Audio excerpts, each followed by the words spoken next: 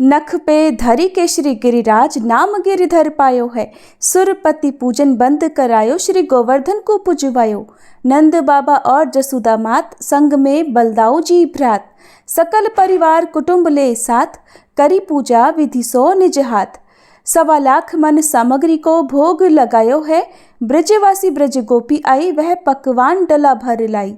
चली कोई उल्टी पटिया पर, चली कोई एक दृग अंजन सार। कान में नथनी झलकेदार, नाक में करन फूल लिए डार। उल्टे सीधे अंग में गहने लीने डार, उल्टे पहरे वस्त्र सब उल्टो कर श्रृंगार। प्रेम मगन वश भई बदन को होश गमायो है। पूजा करी परिक्रमा दीनी, करी दंडोती स्तुति कीनी।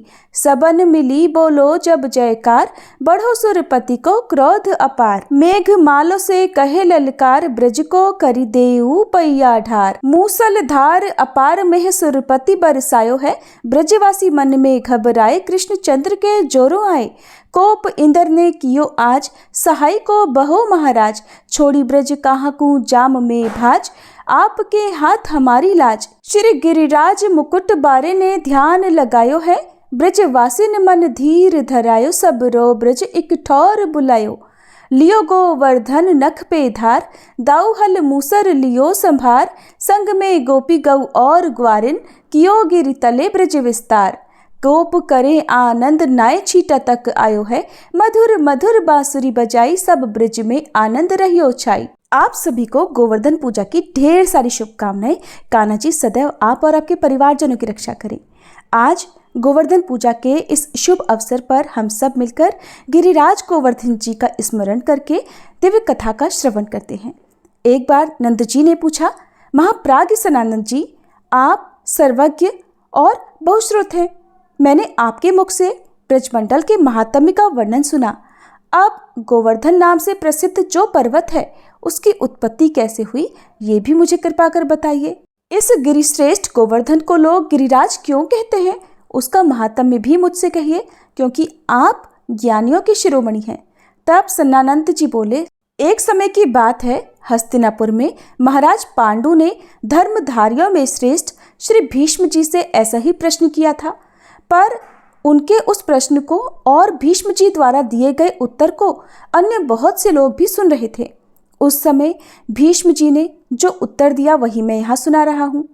साक्षात परिपूर्णतम भगवान श्री कृष्ण, जो असंख्य ब्रह्मांडों के अधिपति, गोलोक के नाथ और सब कुछ करने में समर्थ हैं, जब पृथ्वी का भार उतारने के लिए स्वयं इस भूतल पर पधारने लगे, तब उन जनार्दन देव ने अपनी प्राण वल्लभा राधा जी से कहा, प्रिय, तुम मेरे वियोग से भयभीत रहती हो, इसलिए तुम भी मेरे साथ भूतल पर चलो।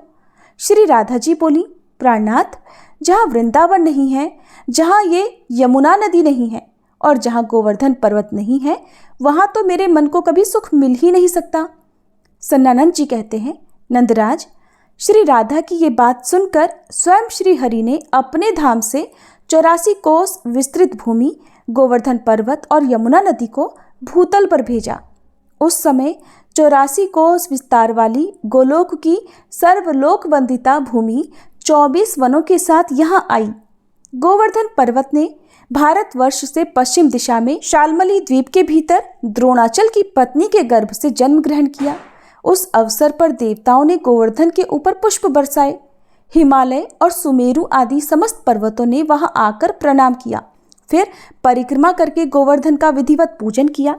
पूजन करने के पश्चात उन महान पर्वतों ने गिरिराज गोवर्धन की स्तुति प्रारंभ की।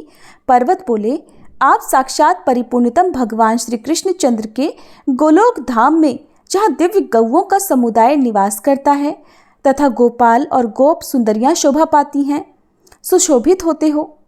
आप ही गोवर्धन नाम से वृंदावन में विराजते हो। इस समय आप ही हम समस्त पर्वतों में गिरिराज हो। आप वृंदावन की गोद में समोद निवास करने वाले गोलोक के मुकुट मणि हो और पूर्ण ब्रह्म परमात्मा श्री कृष्ण के हाथों में किसी विशिष्ट अवसर पर छत्र के समान शोभा पाते हो। आप गोवर्धन को हमारा सादर नमस्कार है।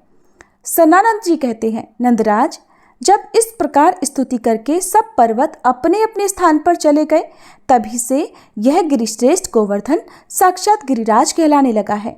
एक समय मुनिश्रेष्ठ पुलत्स्य जी तीर्थ यात्रा के लिए भूतल पर भ्रमण करने लगे।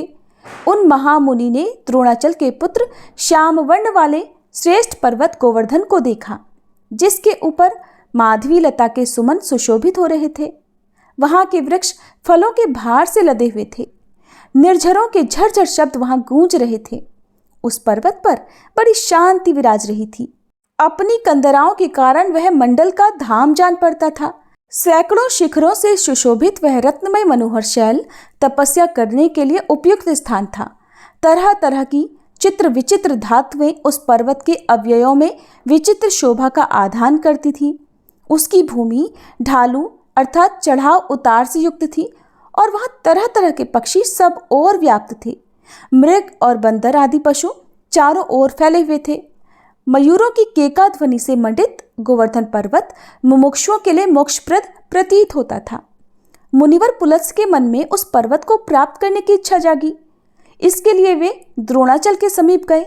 द्रोणागिरि ने उनका पूजन स्वागत सत्कार किया। इसके बाद पुलत्स्य जी उस पर्वत से बोले। पुलत्स्य जी ने कहा, द्रोण, तुम पर्वतों के स्वामी हो। समस्त देवता तुम्हारा समादर करते हैं।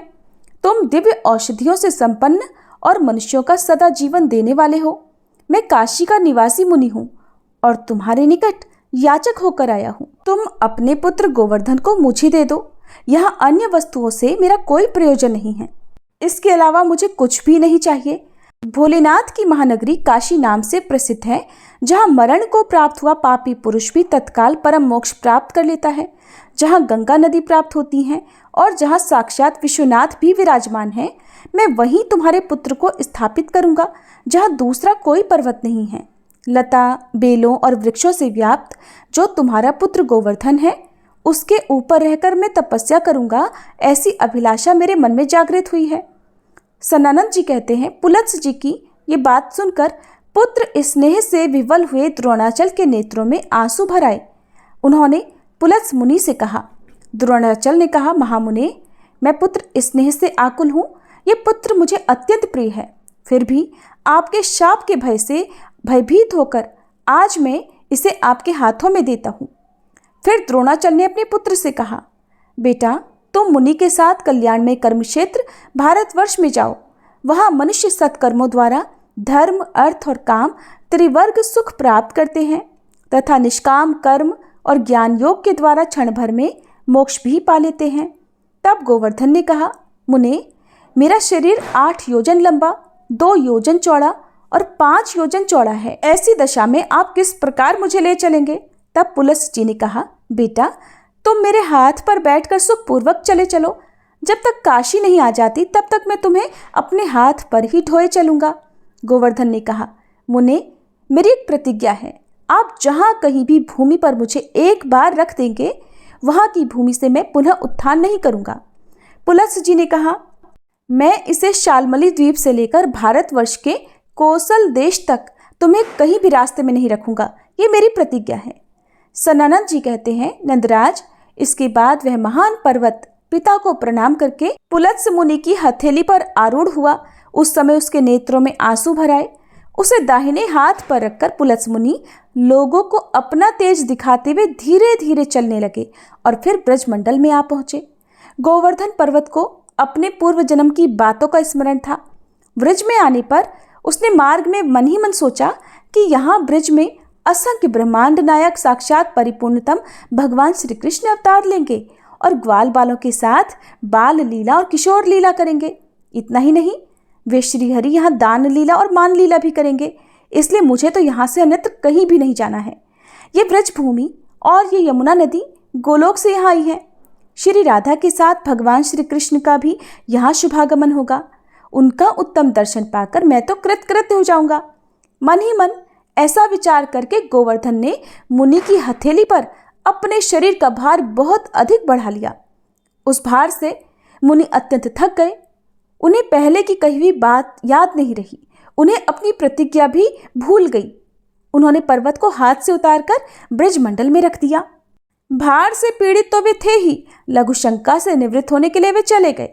शौच क्रिया के बाद जल में स्नान करने के पश्चात मुनिवर पुलत्स्य ने उत्तम पर्वत गोवर्धन से कहा, अब उठो, अधिक भार से संपन्न होने के कारण जब वह गोवर्धन दोनों हाथों से उठाए नहीं उठा, तब महामुनि पुलत्स ने उसे अपने तेज और बल से उठा लेने का प्रयास किया। मुनि ने स्नेह से भीगी वाणी द्वारा द्रोण नंदन गिरिराज को ग्रहण करने का संपूर्ण शक्ति से प्रयास किया, लेकिन वो तो एक अंगुल भी टस से मस नहीं हुआ।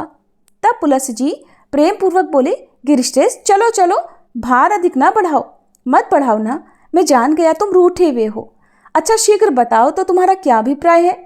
तब गोवर्धन ने कहा, मुने इसमें मेरा कोई दोष नहीं है, आप ही ने तो मुझे यहाँ स्थापित किया है, अब मैं यहाँ से नहीं उठने वाला। और मैंने तो आपसे पहले ही प्रतिज्ञा करवा ली थी कि जिस स्थान पर आप एक बार मुझे रख दोगे उसके बाद मैं वहाँ से पुनरुत्थान नहीं करूँगा।